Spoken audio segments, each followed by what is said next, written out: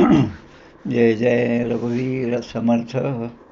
शुकासारिखे पूर्ण वैराग्य जाचे. वसिष्ठापरी ज्ञान योगेश्वराचे. कवी वाल्मिका सारिखा मान्य ऐसा. नमस्कार माझा सद्गुरु रामदासा. श्रीराम मला वाटते अंतरी त्वा वसावे. तुझ्या दासबोधासी त्वा बोध व्हावे. अपत्यापरी पाववी प्रेमग्रासा. महाराज या सद्गुरु रामदासा.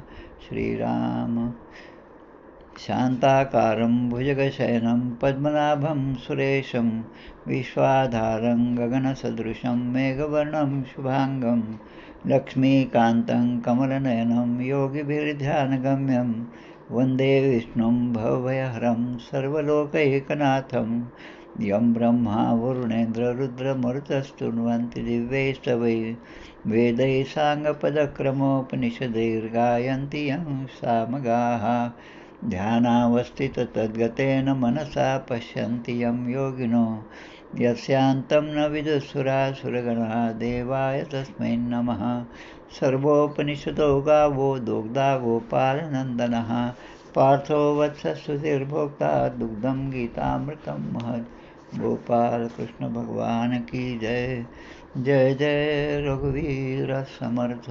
श्रीराम जय राम जय जय राम. आज 2-3 गोष्टी महत्त्वाच्या आहेत. एक म्हणजे उद्या पंचमी आहे, फाल्गुन वद्य पंचमी. हा दिवस म्हणजे ब्रह्मचैतन्य गोंदवलेकर महाराजांचे गुरु असणारे आमचे तुकामाईंचा उद्याचा जन्मदिवस आहे. त्याने महाराजांना अनुग्रह दिला.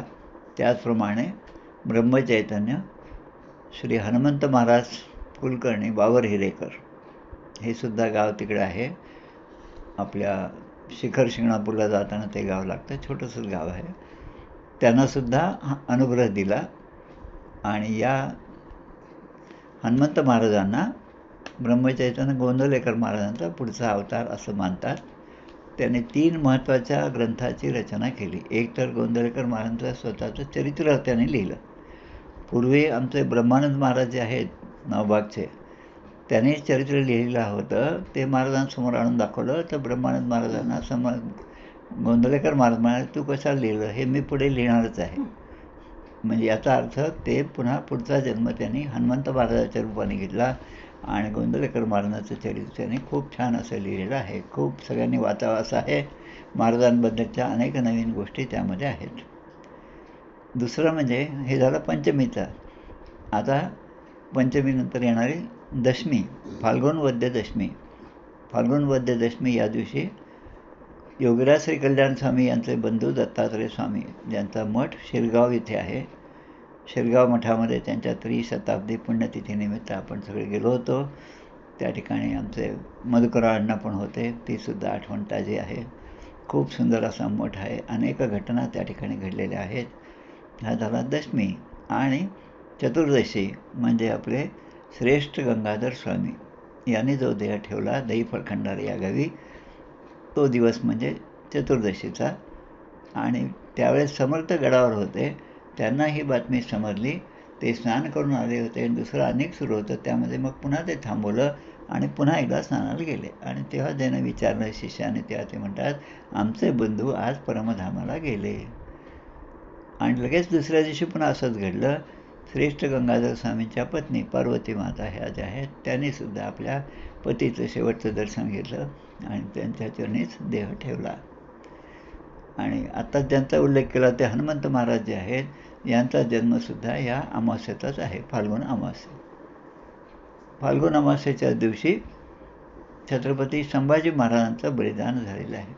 तो जो पोवाडा आहे तो सगळ्यांनी जरूर ऐकावा, वाचावा, त्याच्याबद्दल विचार करावा.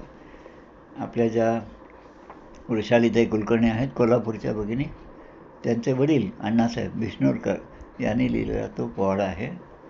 तो सुद्धा वाचावा. या महिन्यामध्ये 3-4 चरित्र असे आहेत की जे सगळ्यांनी वाचलेच पाहिजेत. आज आपले कोल्हापूरचे अप्पासाहेब पाडगावकर हे श्रेष्ठ गंगाधर स्वामींचं जे चरित्र आहे तेजोनिधी श्रेष्ठ याचं वाचन करणार आहेत. त्याची लिंकसुद्धा दिलेली आहे. संध्याकाळी आजपासून ती सुरुवात आहे 5:15 ते 6:15 माझ्या माहितीप्रमाणे. त्याप्रमाणे सगळ्यांनी जॉईन करावं. ज्यांच्याजवळ हा ग्रंथ नसेल त्यांना आणायचं ते चरित्र, दिव्य असं चरित्र ऐकण्याची संधी प्राप्त होणार आहे. आणि काय असतं की या सगळ्या गोष्टी आपण जेवढ्या करू तेवढं आपल्या पुण्यामध्ये भर पडणार आहे. कालच्या आपल्या विवेचनामध्ये एक प्रश्न आला होता की कर्म, विकर्म आणि अकर्म याचा आपण विचार केला होता. आज त्याच रामसुखदास महाराजांच्या ग्रंथामध्ये एक छान उदाहरण मला सापडलं. ते उदाहरण आधी आपण पाहूया आणि नंतर आजच्या आपल्या 15 आणि 16व्याच्या विवेचनाला सुरुवात करूया. कर्म, विकर्म, अकर्म. काल आपण सुरुवातीचं आपण ऐकलं असेल यूट्यूबवर ते आहे. त्यामध्ये आहे की माणसाला असं वाटतं की शरीराने मी कर्म न करता एका ठिकाणी बसलो म्हणजे ते अकर्म झालं, आणि मग मी उठून माझं एक काही कामं करत बसलो तर ते कर्म झालं. पण एवढी सोपी त्याची व्याख्या नाही. या ठिकाणी 4थ्या अध्यायामध्ये साधक संजीवनीमध्ये रामसुखदास महाराज यस्य सर्वे समारंभाः कामसंकल्पवर्जिताः ज्ञानाग्नी दग्धकर्माणं तमाहुः पंडितं बुधाः. पंडित कोणाला म्हणायचं ते समजावून सांगतात. 4थ्या अध्यायामधला 19वा हा श्लोक आहे. त्यामधल्या विवेचनामध्ये त्यांनी जे उदाहरण दिलं ते खूप सुंदर असं उदाहरण आहे. मोटारीच्या 4 अवस्था, मोटार म्हणजे आपली 4 चाकी मोटार जी आहे कार आहे तिची 4 अवस्था त्याने दिल्या आहेत. की मोटार एखाद्या ती गॅरेजमध्ये असते, ठेवलेली असते, त्यावेळेस त्याचं इंजिन पण बंद असतं आणि चाकही हलत नाहीत. ही पहिली अवस्था. आता दुसरी अवस्था, ती मोटार ड्रायव्हर जो आहे तो जाऊन त्या मोटर चालू करतो म्हणजे ते इंजिन सुरू होतं पण चाकं हलत नाहीत. दुसरी अवस्था. तिसरी अवस्था जी आहे की मोटार आता तिथून बाहेर निघते त्या गॅरेजमधून. आता त्यावेळेस काय असतं की इंजिन पण चालतं आणि चाकं पण चालत आहेत, म्हणजे वेग पण घेतलेला आहे. आणि आता 4था भाग जो आहे तो, आता उताराच्या रस्त्यावरून मोटार जात असताना आपला अनुभव असेल पहा, काही वेळेस ड्रायव्हर जे आहेत ते इंजिनसुद्धा बंद करतात, कारण उतारावर तो स्पीड खूपच असतो. इंजिनसुद्धा बंद करतात आणि तरी पण चाकं मात्र चालत राहतात. या 4 अवस्था मोटारीच्या त्याने दिल्या आहेत रामसुखदास महाराजांनी. या रामसुखदास महाराजांचं मोठेपण एवढं आहे की त्यांचं जो मृत्यूपत्र आहे ते जरूर आपण मिळवावं आणि ते वाचावं. आणि मरणकाळी माणसाच्या मनामध्ये जे जे विचार असतात ते कसे उच्च प्रतीचे असायला पाहिजे याचं ते उदाहरण आहे. आता या ठिकाणी ते म्हणतात, हे जसं मोटारीच्या 4 अवस्था सांगितल्या तसं माणसाच्यासुद्धा 4 अवस्था आहेत. एक तर म्हणजे एखादं कर्म करण्यापूर्वी मनामध्ये कामनाही नाही आणि कर्मही होत नाही. आज मला हे काम करायचं असं मनामध्ये आलं की लगेच मग त्याप्रमाणे कृती करायला सुरुवात होते. पण मनामध्ये कामनाच नाही, कशाची इच्छा नाही, काही मिळवायची इच्छा नाही. आता असं जेव्हा असेल तर तो सुद्धा साधक जो आहे तो कर्मही त्याच्याकडून होत नाही, तो कर्मसुद्धा करत नाही. कारण कर्म करून काहीतरी मिळवायचं असतं, मिळतं आपल्याला, त्यापेक्षा काही न केलं बरं, कारण कामनाच नाही. आता दुसरी अवस्था काय आहे, कामना आहे पण कर्म होत नाही माणसाकडून. आणि तिसरी अवस्था म्हणजे कामना पण आहे आणि कर्मही होते, मनात इच्छा झाली त्याप्रमाणे आपलं वागणूक सुरू झाली, कर्म कार्य सुरू झालं. आणि 4थी अवस्था कामना नसते आणि कर्म होत जातं. राम हमारा जप करे हम बैठे आराम. आता कामना काहीच नाही पण रामच आता आमचा जप करेल अशा प्रकारच्या अवस्थेवर साधक जाऊन पोचला तेव्हा त्यांच्याकडून जे कर्म होतं तो स्वभावाचे जे बोलतं ते ब्रह्मनिरूपण ग्रंथराजामध्ये आहे. अशा अवस्थेला जो साधक जातो तो स्वभावाचे जे बोलतं ते ब्रह्मनिरूपण, म्हणजे तो जे जे काही बोलेल ते सुद्धा ब्रह्मवाक्य आहे, ते सुद्धा ब्रह्माचं स्पष्टीकरण देणारं त्याचे ते उच्चार आहेत, एवढी त्याची योग्यता आहे. असं या ठिकाणी रामसुखदास महाराज कर्म, विकर्म आणि अकर्म या बाबतीत आपल्याला सांगतात. आता जो आपला विषय चालू आहे, काल आपण जो भाग पाहिला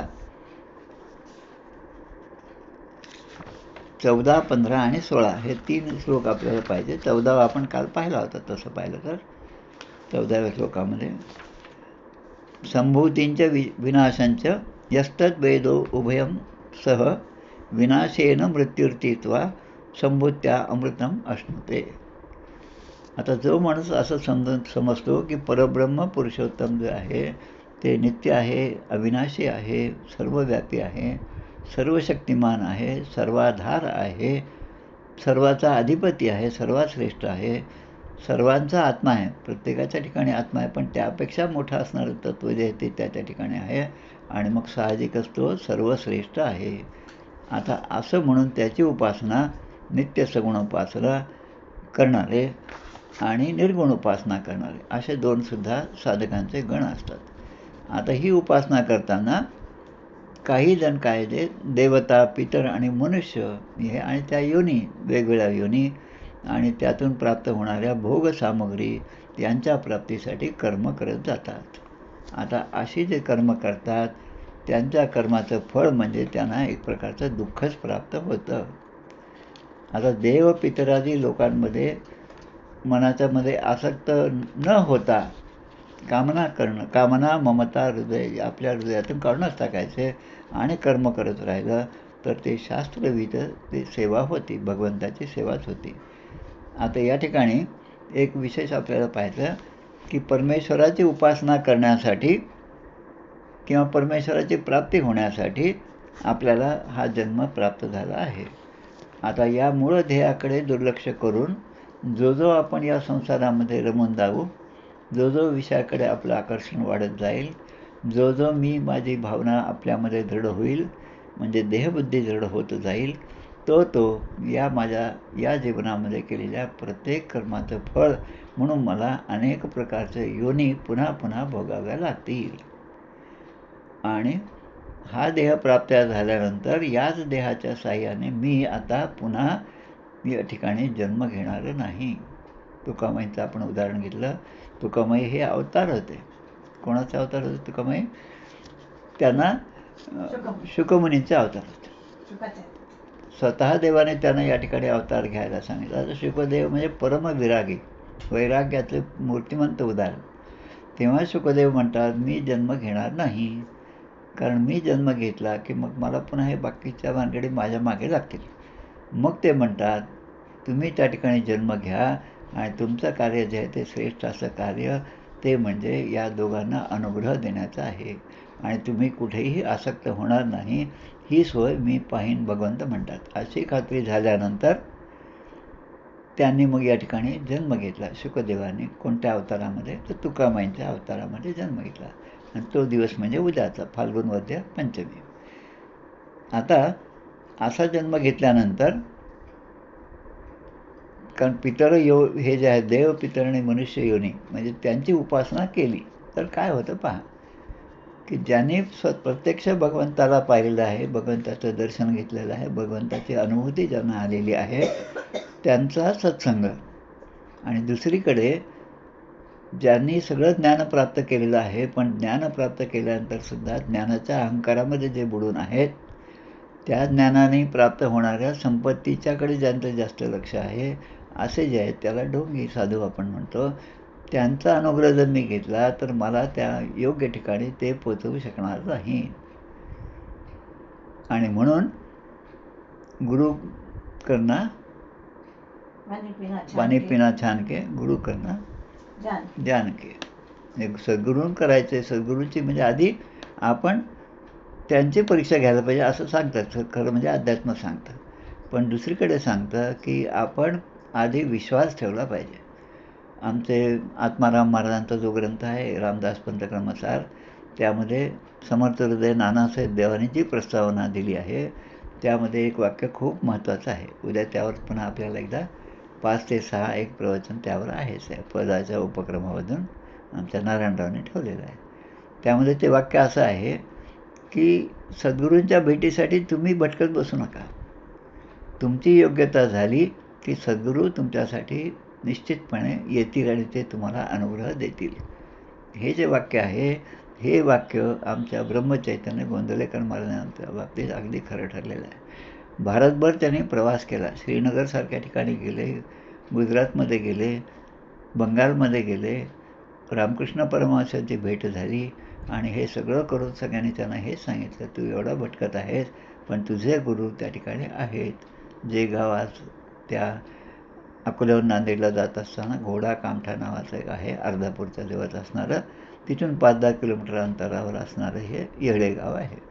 त्या ठिकाणी त्याने जन्म घेतला आणि त्या ठिकाणी ते जाऊन पोहोचले. कोण? ब्रह्मचैतन्य महाराज. आणि मग त्यावेळेस ते म्हणतात, तुकामाई म्हणतात की अरे आता तो येणार आहे आणि तो मला पूर्णपणे लुटून नेणार आहे. ते त्यांची वाटच पाहत होते. त्यांची परीक्षासुद्धा घेतली आणि मग अनुग्रह दिला. म्हणजे जोपर्यंत आपली योग्यता होत नाही तोपर्यंत सद्गुरू भेटीची खरं तळमळ असेल. तळमळ झाल्यानंतरच मग ते होणार. तवा गरम असल्याशिवाय त्यावर भाकरी भाजता येत नाही. आधी तवा गरम करावा लागतो आणि तो योग्य रीतीने गरम झाला की नाही हे पुन्हा पाहावं लागतं. आता त्याला हात लावून पाहता येत नाही म्हणून दुसरे प्रमाण दिलेले आहेत, त्यावर मग भाकरी भाजल्या जातात. तसं अनुग्रह जो आहे तो मला मिळवायचा असेल तर आधी मी माझ्या मनातील किलमिश आहेत, माझ्या मनातल्या ज्या वाईट भावना आहेत त्या जितक्या दूर करेल, जितका मी शुद्ध होईल तितकं मला सद्गुरूंचा अनुग्रह प्राप्त होईल.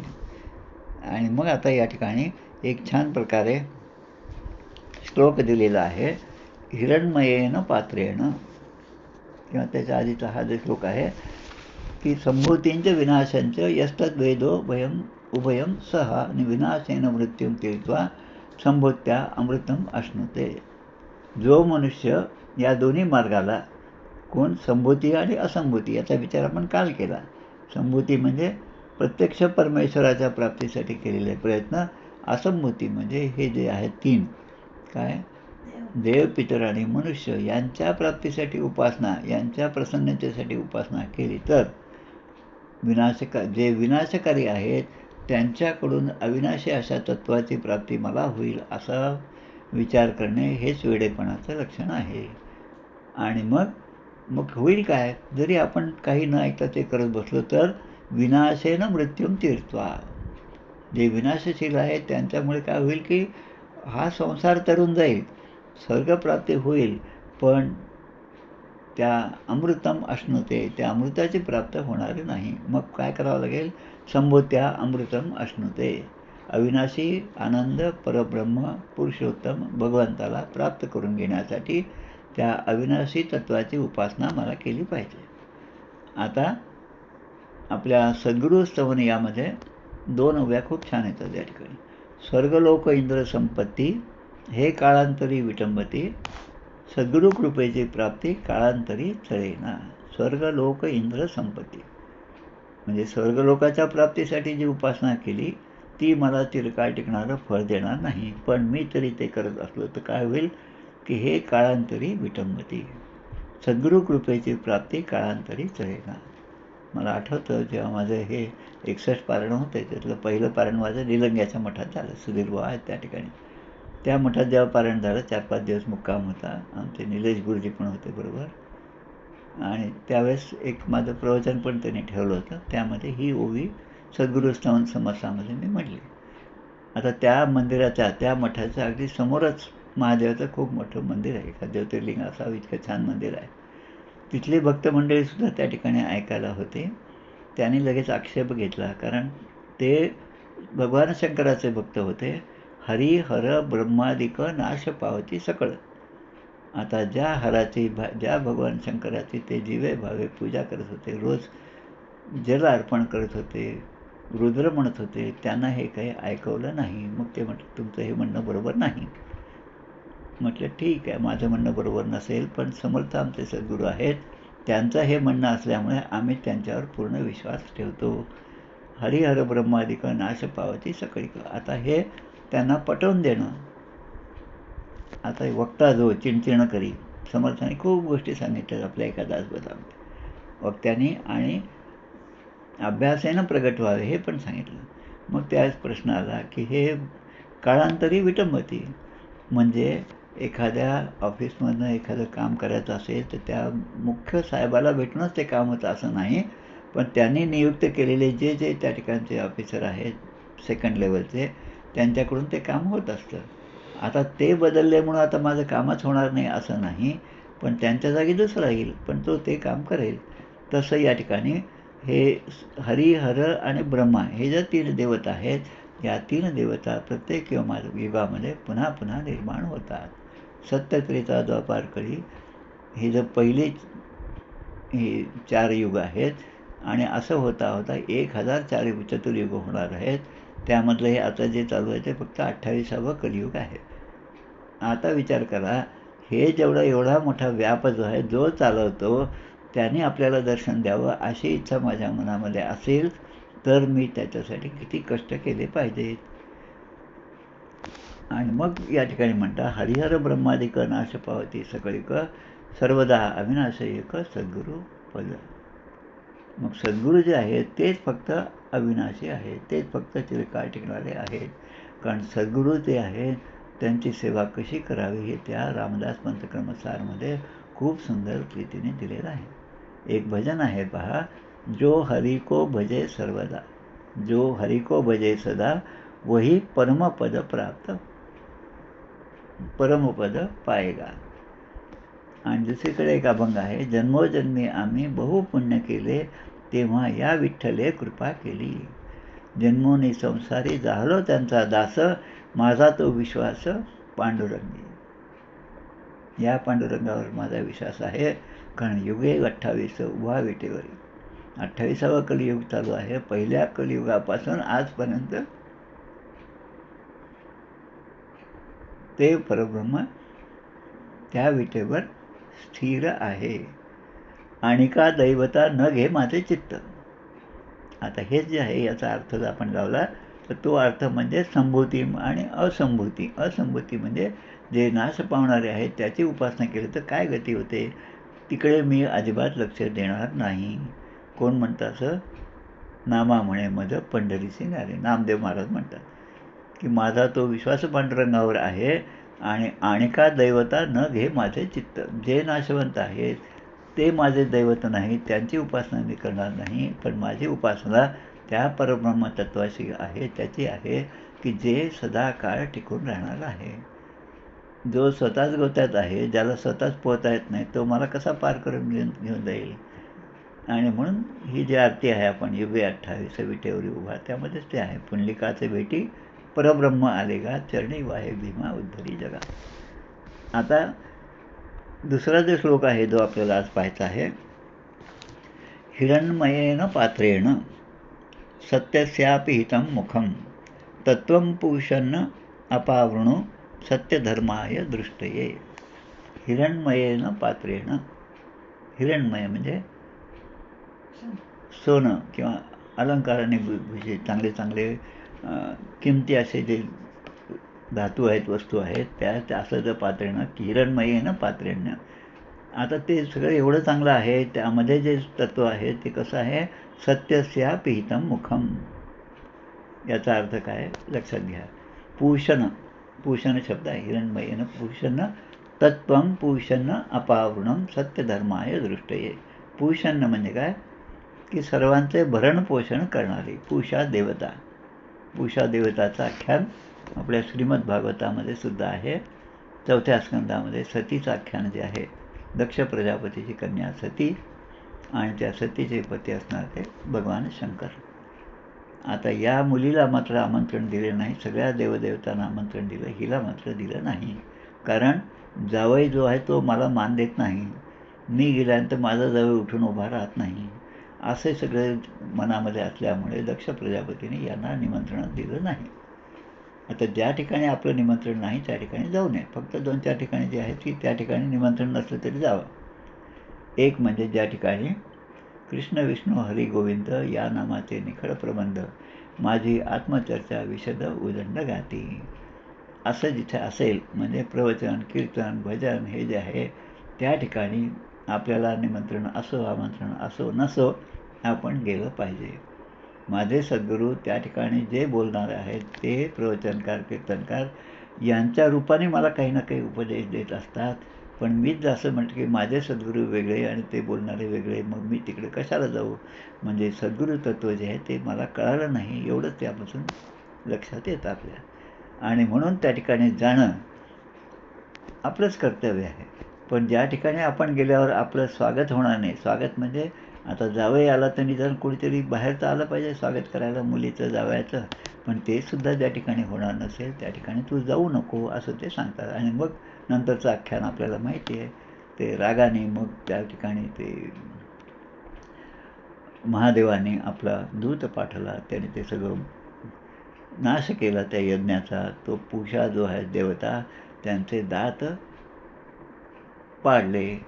आता दात पाडले, आता शेवटी मग पुन्हा कृपा केली, कारण शेवटी ते जावईच आहेत, सासरेच आहेत आपले, म्हणून त्यांच्यावर कृपा झाली आणि मग त्यांचं पुन्हा त्यांना जे शिरं आहे ते अजय शिरं त्यांना मिळालं. त्या पुषाचे दात उपडले. आता या पुषाने खावं कसं, तर ते दात नाही तर मग पिष्ट म्हणजे दळलेलं पीठ खायला सांगितलं. हे सगळ्या गोष्टी भागवतामध्ये आहेत. तसं या ठिकाणी पुषणं.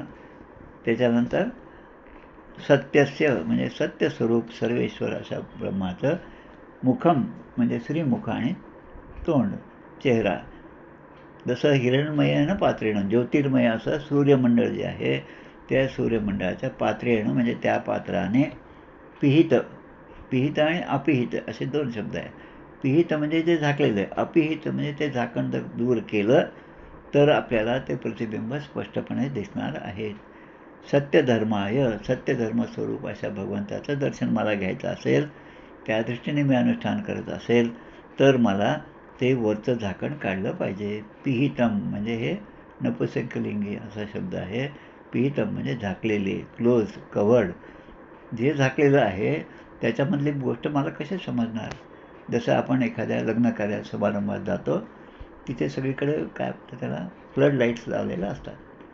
आता त्या फ्लड लाईटच्या शेजारी जो बसलेला आहे त्याला आपण दिसतो, पण आपल्याला तो दिसत नाही, कारण तो लाईट इतका पॉवरफुल असतो की त्याच्या प्रकाशामध्ये त्याच्या शेजारी बसणाऱ्याचा चेहरा आपल्याला दिसत नाही. आता ते तिकडून हात करतात, पण आपल्याला समजत नाही हा कोण बसलेला आहे. जोपर्यंत तो दिवा थोडासा मालवता येत नाही, मालवल्या जात नाही, त्याचा प्रकाश थोडा कमी होत नाही, तोपर्यंत आपल्याला तो दृष्टिगोचर होत नाही. तसं ज्या भगवंताचं स्वरूप या मायेने अपावृत, अपावृत म्हणजे आवृत्त म्हणजे त्या गेलेलं, ते जोपर्यंत दूर होत नाही तोपर्यंत आपल्याला भगवंताचं दर्शन होणार नाही. आणि म्हणून समर्थ आपल्याला सांगतात, माया जाळ तुटे तरीच देव भेटे, दास म्हणे खोटे भक्तीहीन. अशा प्रकारे येतात. तत्वम पुरुषन अपावृणो सत्यधर्माय दृष्टे. सत्यधर्म काय, सत्यस्वरूप काय, भगवंताचं खरं स्वरूप काय ते मला पाहायचं असेल तर हे आवरण जे आहे ते दूर झालं पाहिजे. आणि मग आता हे आवरण दूर कोण करणार? हे आवरण ज्याने निर्माण केलं त्याचीच कृपा झाली तर हे आवरण दूर होणार आहे. खरं म्हणजे ते आवरण नाहीच आहे, पण आपल्यामध्ये इतर ज्या गोष्टी आहेत, ज्या नको त्या गोष्टी असल्यामुळे आपल्याला त्याच्या स्वरूपाचं दर्शन होत नाही.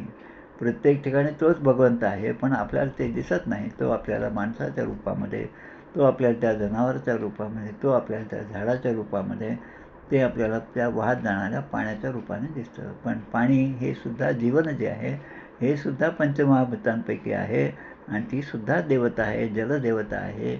असा विचार जेव्हा आपण करतो तेव्हा त्या जलदेवतेचा अपमान माझ्याकडून होणार नाही याची माणूस काळजी घेतो. पण हे सगळं जेव्हा समजतं तेव्हा, पण तोपर्यंत मात्र आपल्याकडून अनंत अपराधी होत असतात. आम्ही अपराधी, अपराधी आम्हा नाही दृढ बुद्धी, अशी आपली अवस्था आहे.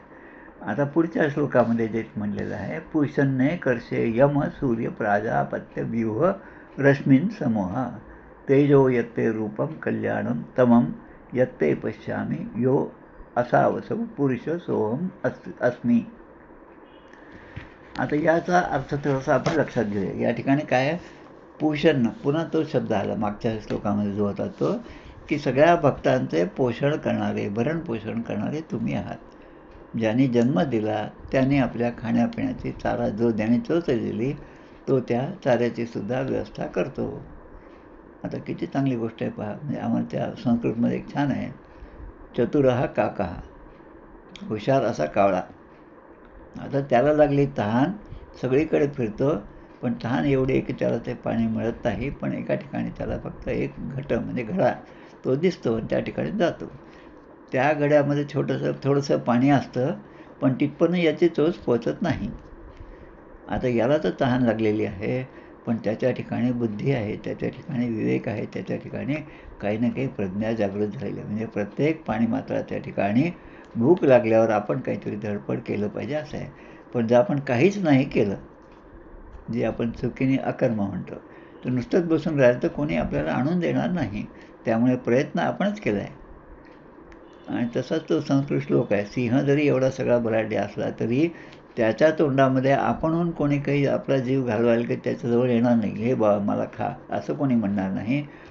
त्याला स्वतःला ती शिकार शोधावी लागते, ती धरून आणावी लागते, तेव्हा त्याचं पोट भरतं. मग असं असेल तर जो पुरुषांना असा जो भगवंत आहे, जो माझं पालनपोषण करतो, त्याच्यासाठी त्या कावळ्याच्या पण लक्षात आलं की आता हे पाणी मी कसं पिऊ, कारण माझी चव तिथपर्यंत पोहोचत नाही आणि पाणी खूप कमी आहे. मग तो जातो, एक एक दगड आणतो, त्यामध्ये टाकतो, हळूहळू ते पाणी वर येतं, पाणी पितो, प्रसन्न होतो आणि तो निघून जातो. अशी छान गोष्ट संस्कृतच्या आमच्या अभ्यासक्रमामध्ये आहे. आता पूषण्ये कर्षे यम सूर्य प्राजापत्य व्यूह रश्मीन समूह. आता या ठिकाणी अजून एक दोन गोष्टी लक्षात घ्यायच्या आपल्याला. आर्ष पूषण्ये कर्षे दोन शब्द आहेत, पूषण्ये आणि कर्षे. आता कर्षे याचा अर्थ काय?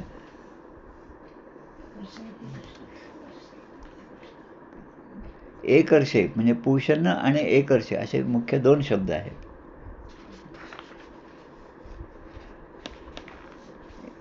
एकर्षे म्हणजे हे खरं ज्ञानाचं स्वरूप जे आहे ते म्हणजे एकर्षे, हे मुख्य ज्ञानस्वरूप आहे. आणि आमचं पोषण करणारे तुम्ही आहात. आणि खरं ज्ञानाचं जे स्वरूप आहे, साठा जो आहे तो तुमच्या ठिकाणी आहे. आणि म्हणून आता आपण विनंती करतो. आता कर्षे या शब्दाचा अर्थ खूप विस्ताराने जर विचार केला तर आपल्या ग्रंथामध्ये काही आर्षग्रंथ असतात. आर्षग्रंथाला ऋषीमुनीने ते निर्माण केले आहेत, त्यांची रचना केलेली आहे. त्यांना प्रामाणिक ग्रंथ असे सुद्धा म्हणतात, जे वेदांना अनुकूल आहेत. वेदांच्या विरुद्ध ते कधीही जात नाहीत, ज्यात ईश्वर, वेद आणि ऋषी यांची निंदा अजिबात नसते. आर्ष म्हणजे ऋषींच्याद्वारे लिहिलेले हे ग्रंथ आहेत. आता ते कोणते? तर वेद आहे, उपनिषद आहे, दर्शनशास्त्र आहे, रामायण आहे, महाभारत आहे, हे सगळं पाणिनींचं व्याकरण आहे, हे सगळं. आता असे ऋषी कोण? तर व्यास, वाल्मिकी, कपिल, गौतम असे हे सगळे ऋषी आहेत. ते आर्षग्रंथ आहेत. आणि मग त्यामध्ये तिकडे ज्ञानाची व्याख्या केलेली आहे. आता त्या सगळ्या षडदर्शनं जे आपण म्हणतो, 6 शास्त्र जे आहेत ते, आणि उपवेद आहेत. त्यानंतर आपले उपनिषदसुद्धा आहेत. या सगळ्यांमध्ये तेच तत्त्व अनेक प्रकारे आपल्याला समजावून सांगितलेलं आहे. आणि आता या ठिकाणी असा जो माझं भरतपोषण करणारा आहे, त्या भगवंताला प्रार्थना करत आहे साधक. भक्तांचे पोषण करणारे तुम्हीच आहात. त्यामुळे तुम्हाला आम्ही असं तुमच्या चरणी आमचं निवेदन आहे की यम सूर्य प्राजापत्य व्यूह रश्मीन समूह. मग असे म्हणल्याप्रमाणे ते फ्लड लाईट असल्यामुळे त्याच्या शेजारी बसलेला माणूस जसा आपल्याला दिसत नाही, तसं या सूर्याची इतकी प्रखर उष्णता आहे की त्याच्या प्रकाशामध्ये प्रत्यक्ष भगवंताचं दर्शनसुद्धा आम्हाला होत नाही. आणि म्हणून त्या भगवंतालाच विनंती आहे की हा जो रश्मी समूह आहे, रश्मीन समूह, सूर्यमंडळाची जी तप्त किरणं आहेत ती तुमच्या स्वतःच्या सूर्यमंडळामध्ये तुम्ही विलीन करून घ्या, अशी त्यांना विनंती. म्हणजे जी माया ज्याने निर्माण केली त्या मायापतीला विनंती आहे की आता या मायेमध्ये मी गुरफटून जाऊ नये, पण तुमच्या स्वरूपाचं दर्शन मला व्हावं, यासाठी तुम्ही माझ्यासाठी हे कृपा करा की ही माया तुम्ही आता आवरून घ्या. आता ही कोणाला विनंती आहे? त्या मायापतीला विनंती आहे. ज्या वेळेस आपण एखाद्यांच्या घरी जातो, आमच्या नारायणरावच्या घरी पूर्वी होतं कुत्रा, आता आहे की नाही माहीत नाही, पण तिथे गेल्यानंतर आपला आवाज जर नारायणरावने ओळखला तर ते आतमध्ये बसल्यावरच सांगतात, त्या कुत्र्याला सांगतात, अरे थांब, माझ्याकडे आलेलं आहे. एवढं त्या कुत्र्याला समजतं. मराठी भाषेत सांगितलं तरी समजतं, इंग्रजीत सांगितलं तरी समजतं. आणि मग ते शांत त्या ठिकाणी बसतं. म्हणजे माया ज्यांनी निर्माण केली त्या मायेला आवरण घालणं, त्या मायेला आपल्या ताब्यात ठेवणं हे मायापतीला शक्य आहे. आणि म्हणून या ठिकाणी या पूषणनं, जो सगळ्यांचं पोषण करणार आहे, त्याला विनंती केली, प्राजापत्य व्यूह रश्मीन समूह तेजो यत्ते रूपम कल्याणतवं यत्ते पश्यामी. तुझं जे हे रूप आहे ते आमचं कल्याण करणार आहे आणि ते मला पाहायचं आहे. आणि ते पाहण्यासाठी यो वसौ पुरुष सोहम अस्मी, की जो सहा अहम अस्मी, तो मी आहे, अहम ब्रह्मास्मी, हे जे वाक्य आहे त्या वाक्याची प्रचिती घेण्यासाठी मला तुम्हाला विनंती करायची की हे मायेला तुम्ही आवर घाला, आणि जोपर्यंत मायेला आवर घालणार नाही तोपर्यंत तुमचं प्रत्यक्ष दर्शन मला होणार नाही. आणि तसंच गीतेमध्ये सुद्धा असं 2 श्लोक येतात. तेषां सततयुक्तानां भजतां प्रीतिपूर्वकं ददामि बुद्धियोगंतं येन माम उपयांति ते. 10व्या अध्यायामधलं आहे. 10वा अध्याय म्हणजे विभूती योगाचा अध्याय. आता विभूती योगामध्ये हा जसा शब्द आहे, हा जसा मंत्र आहे, तसंच भागवतामध्ये सुद्धा 11व्या स्कंदामध्ये असा एक श्लोक येतो 16व्या अध्यायामध्ये, की ज्यामध्ये या सगळ्या विभूतींचं थोडक्यामध्ये विवरण केले. तेषां सततयुक्तानां, तेषां म्हणजे तुमचं, सततयुक्तानां भजतां प्रीतिपूर्वकम. आता भक्त परमेश्वराला म्हणतो की मी तुझं भजन भक्तिपूर्वक सतत युक्तानां, युक्त म्हणजे तुझ्याशी नेहमी जोडलं जाऊन 24 तास तुझ्याशिवाय माझ्या मनामध्ये कुठलाही विचार नाही. नान्यम जाने नैव जाने न जाने. कोणता राम? दक्षिणे लक्ष्मणो यस्य वामे तू जनकात्मजा पुरतो मारुतीर्यस्य तम वंदे रघुनंदनम. त्याच रघुनंदाला मी नमस्कार करतो. आणि आता तुमची कृपा झाली तर तुमची कृपा माझ्यावर व्हावी, आणि ज्यामुळे या सगळ्या भवसागरामध्ये मी पार करून जावं. आणि ते तुमचं दर्शन मला होण्यासाठी ददामि बुद्धियोगंतं येन माम उपयांति ते. म्हणजे माम म्हणजे मला तुमची प्राप्ती होणं, उपयांती तुमची प्राप्ती होण्यासाठी ददामि बुद्धियोगंतं, तशी बुद्धी मला द्या. आता ही बुद्धी कशाने प्राप्त होते? ती बुद्धी म्हणजे या चर्मचक्षुने प्राप्त होत नाही. डोळ्याचा डोळा, कानाचा कान, हे सगळं माऊलीने जे सांगितलं आहे, ती इंद्रिय तीच आहेत, पण त्यांच्या मागे असणारी जी शक्ती आहे ती परब्रह्म स्वरूपाची शक्ती, ज्यामुळे माझी इंद्रिय कामं करतात, त्या परमेश्वराच्या शक्तीलाच इथे आवाहन केलं आहे की तुमचं जे स्वरूप आहे, मूळ स्वरूप आहे, ते मला कळावं, म्हणून तुम्ही त्या शक्तीला आवर घाला आणि तुमचं दर्शन मला होईल, असं तुम्ही मला या ठिकाणी तुमची कृपा मला अनुभवायला येऊ द्या. तेषां एवानुकंपार्थम अहम अज्ञानजम तमः. अज्ञानाने निर्माण झालेलं तम जे आहे ते दूर करून नाशम्यात्मभावस्थो ज्ञानदीपेन भास्वता. ज्ञानदीप, हा ज्ञानाचा दीप जो आहे तो प्रज्वलित माझ्या ठिकाणी केला तर नाशयम आत्मभावस्थो, माझ्या ठिकाणी जो काही अंधार तम जो आहे तो दूर व्हावा. तमसोमा ज्योतिर्गमय, हे सगळं वेदांतामधले उपनिषदामधले जे वाक्य आहेत, मंत्र आहेत, ती सगळे हेच सांगतात की परमेश्वराचं आपल्याला स्वरूपाचं दर्शन व्हावं, आणि ते दर्शन होण्यासाठी ज्या ज्या काही अडचणी असतील त्या सहजपणे दूर व्हाव्यात, म्हणून त्या भगवंताला प्रार्थना. ती प्रार्थना करून या ठिकाणी आपण आता किती आज 16वा श्लोक आहे, 16व्या श्लोकाचं आपण या ठिकाणी थोडक्यामध्ये विवेचन केलेलं आहे. ह्या उपनिषदामध्ये एकूण 18 श्लोक आहेत, म्हणजे पुढच्या एका प्रवचनामध्ये 2 श्लोक आपले पूर्ण होतील. आणि हा जो ईशावास्य उपनिषद आहे याचा विचार आपण शेवटच्या प्रवचनामध्ये पुढच्या वेळेस आपण करणार आहोत. या ठिकाणी आपण थांबूया. आता या महिन्यात म्हणजे प्रत्येक महिन्यामध्ये आपलं टाईम टेबल असं तयारच पाहिजे. या दिवशी यांचा जन्म आहे, या दिवशी यांची पुण्यतिथी आहे, आणि मग त्यांचं चरित्र आपण वाचणं, असं जर केलं तर प्रपंचामधलं बोलणं जे आहे ते हळूहळू कमी होतं.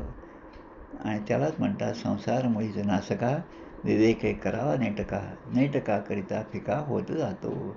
ते आकर्षण हळूहळू कमी झालं पाहिजे आणि भगवंताचं आकर्षण हे वाढत गेलं पाहिजे, जेणेकरून त्या भगवंताची प्राप्ती, त्याचं स्वरूप, ती विभूती माझ्यासमोर प्रगट व्हावी किंवा माझ्या या डोळ्यांना ती दिसावी, आणि ती सोय भगवंताने मला करून द्यावी. म्हणून या अशा अनेक ग्रंथांचा अभ्यास जो आहे तो सतत घडला पाहिजे, कारण त्यामध्ये सत्संग आहे. कारण हा सत्संग जो आहे दुर्लभम मानुषम, काय महापुरुष संश्रय, तिसरं जे आहे त्यामध्ये ते फार महापुरुषांचा सत्संग. आता महापुरुषांचा सत्संग या ग्रंथाच्या रूपाने आपल्याला घडणार आहे. जसं सुरुवातीलाच मी सांगितलं, तेजोनिधी श्रेष्ठ, हे जे श्रेष्ठांचं चरित्र आहे ते सगळ्यांच्याकडे उपलब्ध नाही, पण ते ऐकण्याची सोय मात्र आज आहे. आपल्या पाटगावकरांनी ती सोय आजपासून करून ठेवली. रोज संध्याकाळी 1 तासभर आपण जर ऐकलं तर या उरलेल्या 15 दिवसामध्ये त्यांच्या पुण्यतिथीपर्यंत आपण पूर्णपणे ते चरित्र ऐकू शकतो. ऐकून आपण तो आनंद घेऊ शकतो. आणि एकदा मी ते ऐकलं म्हणजे माझं मन पण विचार केला नाही, अरे आपण तिथे गेलं पाहिजे. एवढं मोठं ज्यांचं चरित्र आहे, त्यांच्या समाधीचं निदान दर्शन तरी आपण घेतलं पाहिजे. आणि म्हणून त्या ठिकाणी सोयी नाहीत म्हणून आपण जात नाही, आणि सोयी झाल्या तर आपण सगळे जाऊ. त्यामुळे त्या सोयी करणं हे सुद्धा माझंच काम आहे. यथानुशक्त्या चित्तवित्त सर्वोत्तमी लावावे. असं जर झालं तर त्या दही फळला जाणाऱ्यांची गर्दी वाढेल, त्या ठिकाणी चांगली सोयसुद्धा होईल. आता एवढं सगळं जे आहे ते आमचं समर्थ सेवा मंडळ म्हणा किंवा आपलं संस्थान म्हणा किंवा जे बाकीची मंडळी आहेत त्या सगळ्यांनी हे मनावर घेतलं पाहिजे. आपली जी स्थानं आहेत त्याचं पुनरुज्जीवन करणं, त्याचा जीर्णोद्धार करणं आणि त्यांना पुन्हा पूर्वदशा प्राप्त करणं, ते पूर्ववैभव त्यांना प्राप्त झालं पाहिजे. आणि त्यासाठीच आपला जन्म आहे आणि त्यासाठी जीवे श्रद्धा सतम. आणि ते करत असताना त्याचा अहंकृत भाव जो आहे तो आपल्यामध्ये कधीही नसावा. तर मग अशा स्वरूपाचं दर्शन आपल्याला होत जाईल. असं एवढं बोलून यात आपण थांबूया. गोपाल कृष्ण भगवान की जय. जय जय रघुवीर समर्थ. श्रीराम जय राम जय जय राम.